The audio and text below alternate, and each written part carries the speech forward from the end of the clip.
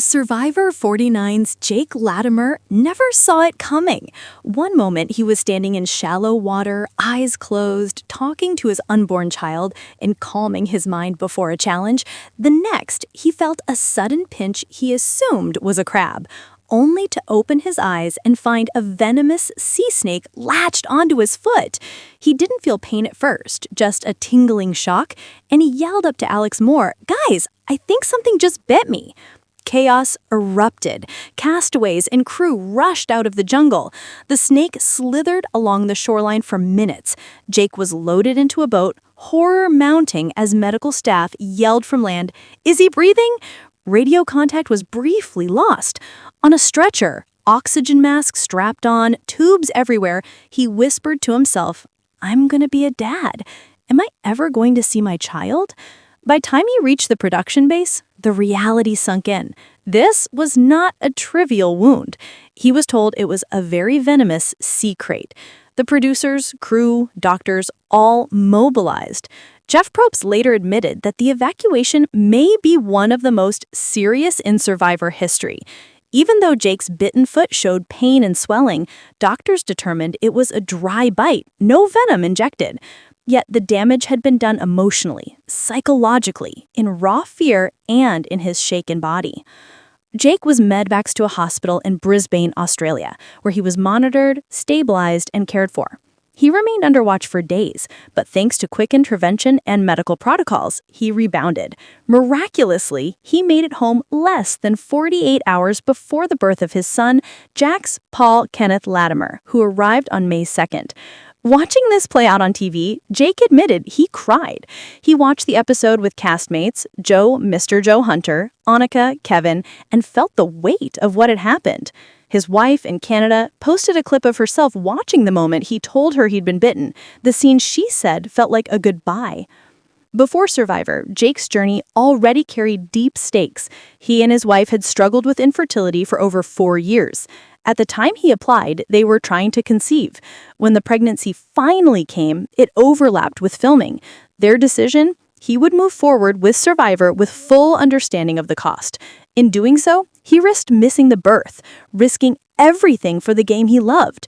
His father, battling glaucoma and losing vision, would watch him compete perhaps for the last time. The emotional pressure loomed behind every step. In the game, Jake had built strong bonds. He and Sophie Ballardi formed a ride-or-die alliance early. He also aligned with Alex Moore and others. He wasn't shy about stirring paranoia. He confessed to hiding his own shoes and those of Sophie and Alex to spark whispers and paranoia among others. Strategy, mischief, emotional resonance, he brought all. He always planned to take both Sophie and Alex to the final 3. So when the snake strike happened, the shock rippled far beyond physical danger. It reshaped the game entirely. The Kelly tribe lost a charismatic player. The power dynamics shifted. Players whispered, reevaluated, scrambled. Without Jake in the mix, alliances needed rethinking. Castmate Jeremiah Ng, speaking afterward, reflected with a mix of sorrow and confusion. He was asleep when Jake screamed. When they reached the next challenge, they discovered Jake was gone, voted out, or medically evacuated. The shock was real. You don't wish that on someone, even in a cutthroat game. Meanwhile, Jeff Probst revealed producers lost radio contact with the medical boat en route, and at one moment, they feared they'd lost Jake. The medical attention poured in. They resolved that even if Jake physically might survive, the emotional shock meant he couldn't return fairly. Back home, Jake processed everything. He spoke about soreness in his foot for days, but no lasting damage. He spoke about how Jeff Probst walked up, took his hand, reassured him, "That moment meant more to me than people will ever know." He mentioned gratitude to the medical team, to fellow castmates, to fans, and to his wife. He described relief when the dry bite diagnosis came. "I'm not going to die. I'm not going to die," he told himself. But he also admitted he was in and out of consciousness, not fully himself on the boat. When the editors filmed his exit, when the castmates watched the episode back, the emotions resurfaced. The vulnerability that was edited for game television, Jake said so much more was happening off camera. Confusion, terror, prayer, longing. He respected the show's decision to remove him, even though part of him hoped to be allowed back in. He said he dreams about re-entering. If casting called, he'd say yes before they finished asking. But he also acknowledged fear. If he ever returned to Fiji, would he hesitate at the water? Probably, but only for a moment, then he'd dive right back in to play the game harder. This incident marks the 20th medical evacuation in Survivor's 25-year run, out of over 750 contestants. That is less than 3%, proof that what happened to Jake is extraordinary. Jeff Probst emphasized the show's medical protocols are ironclad.